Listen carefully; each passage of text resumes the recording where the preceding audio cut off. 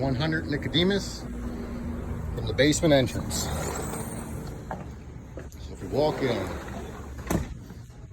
two gang switch right next to the door. One's for the light that's outside. The feed is in the light.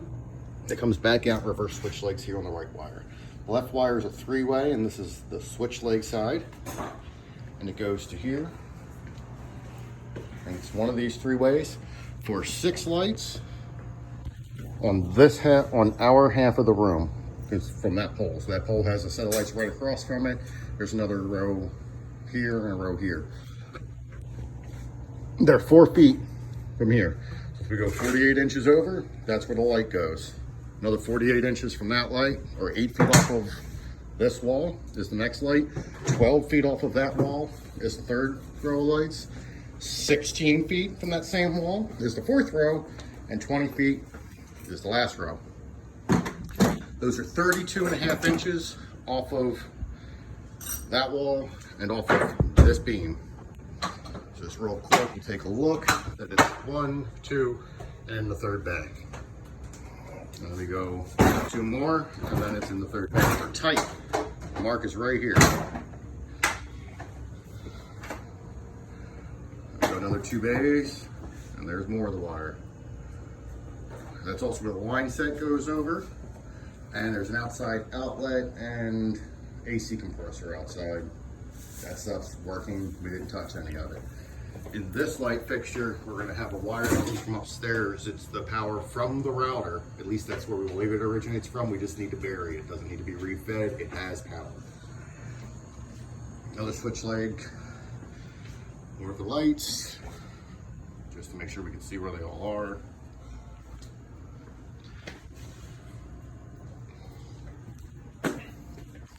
The feed for this room originates here. It hits this outlet and then feeds around this room. Picks up on that outlet, that switch, jumps down to the next outlet. From there, I believe it goes up, over, back down behind the couch. There's one about centered in the window. Another one pops up, comes across and drops down to here. That one jumps across and picks up the quad under the TV, the single outlet for the TV. And then they jump down here and pick up some outlets and quads for a desk area. Both outlets and the quad for the desk. In this switch box again, because we were talking to 3 ways, we have one that goes from here, and currently the wire is in the unfinished part of the basement, but it's long enough to go over and up that wall for the switch up here.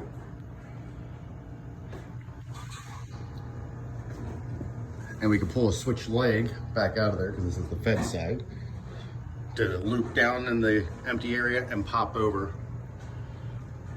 Or did you already put in the switch leg? You already put in the switch leg. No need to fish for the 3 ways. Yes. Okay. So we have one light here at the bottom of the steps, centered.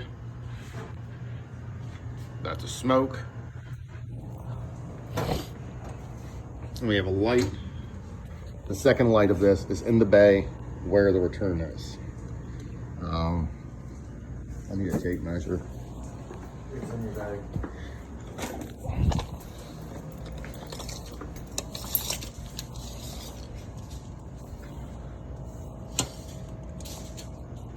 Provided the wall doesn't move, it's about 6 feet to the wire from that post where the switches are.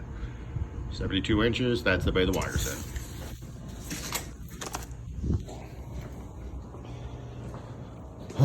This room is set up for 2 switches. One's for the recess, one is for a center ceiling fan, just the switch, or just the light is switch controlled. Then outlets to code around the outside.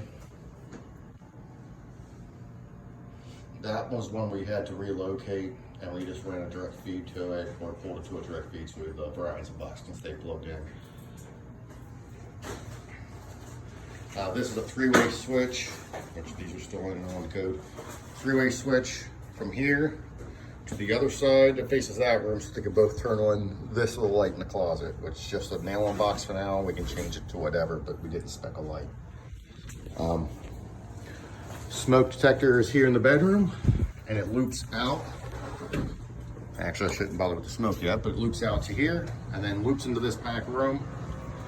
and it's got a big coil of water sitting over top of the water heater because there's a good path right here. We can go all the way up to the top plate with no problem. There's no interruption. So we can fish up to there or drill the top plate from the attic and send a fish stick down.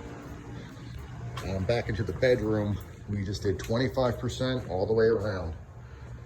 So measured the walls from here to here. We took 25%, and that landed like dead smack in the middle of this bay. Same thing with this one. And then side to side, it's 25%, and we have plenty of room, plenty of wire. Both circuits are in the panel. That's the one near the slider's door where it originates, and this one at the bottom that's taped off originates right here at this first outlet to the left of the panel. Not the close one, but the one that's a little bit further. We also ran a 10-2, and that 10-2 goes up and shoots all the way back to this unfinished bathroom where I've left a nice roll right here again so that we can get into that exterior wall up in there and drill either, I guess, in from outside to pick up the, I'll call it a generator plug, but it's for the camper.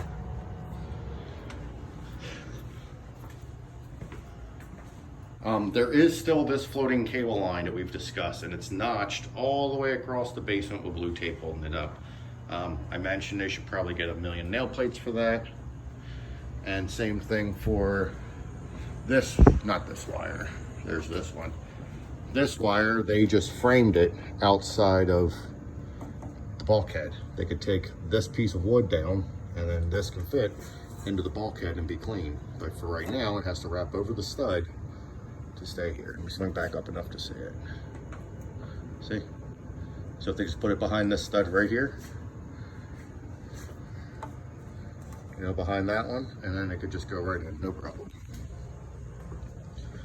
I also mentioned this junction splice. He says it's just an antenna, but that splice, in case they ever need cable or use of that anymore, it's not going to be available to connect into, especially if the splitter fails or one of those connectors fail. We should have one hot outlet right here, and that's so that the fridge over here can stay plugged in. And we re-energized the old circuits, which fed a dehumidifier on the backside of this wall. And we had to put the feed for that back into this box to feed it over there. We still have smoke detectors upstairs to do, but it's a rancher, so we have full access to the attic. That should do it.